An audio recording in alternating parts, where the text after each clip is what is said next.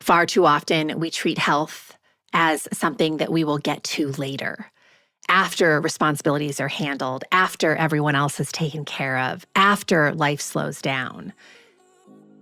But health isn't something you cash in on later. It's something that you are drawing from every single day. Welcome to your daily hit of grace and grit, your quick dose of inspiration to kickstart your day. This show is proudly sponsored by Rumble and Rise.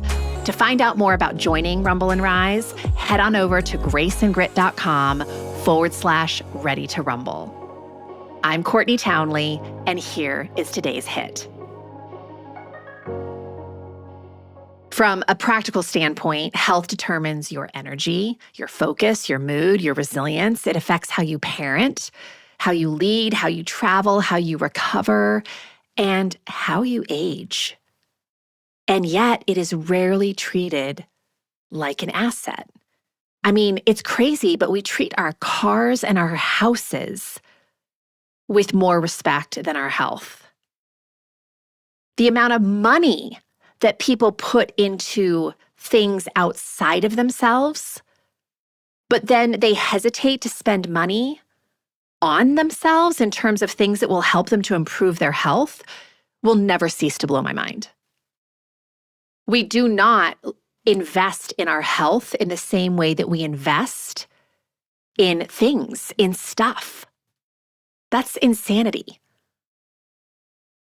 And financially, we understand that investing in things, we understand investing in things that compound.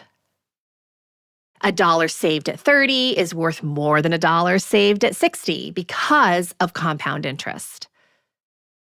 And health works the same way. Small, consistent investments like sleep, movement, nutrition, stress management, it accumulates. They protect your future capacity. Neglect also compounds. Chronic stress, inadequate recovery, and depletion don't stay contained. They spill into every area of your life. Warren Buffett once said that the best investment you can make is in yourself, and a million people have said that since. And he wasn't talking about credentials or career advancement. He was talking about capacity. Your ability to think clearly, show up fully, and sustain energy over time is determined by how well you care for your body. And man, I've seen this play out so many times with the clients I work with, that women who put themselves on hold to build their careers and families and all the things are often rumbling harder at midlife than the women who were taking care of themselves in their 20s and 30s, even though they were also building those things. There was a longitudinal study done at Harvard's study of adult development, which tracked participants for over 80 years. And they found that health behaviors in midlife were the strongest predictor of quality of life in later years. Did you hear that? The study found that health behaviors in midlife were the strongest predictor of quality of life later in life. Stronger than wealth, career success, or social status.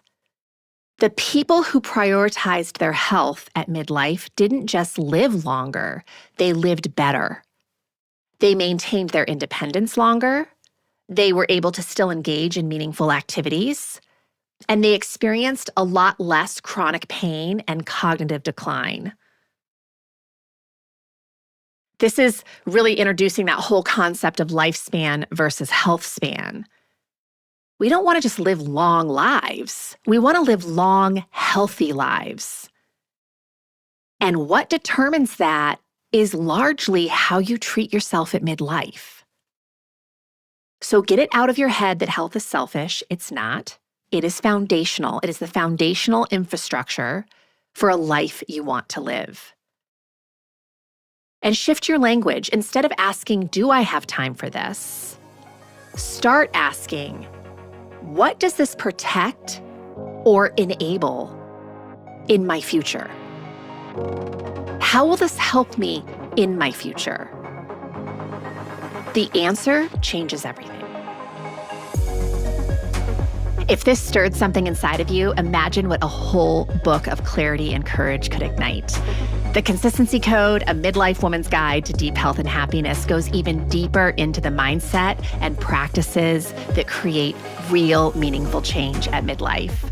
Grab your copy today over at theconsistencycode.com and keep the momentum alive.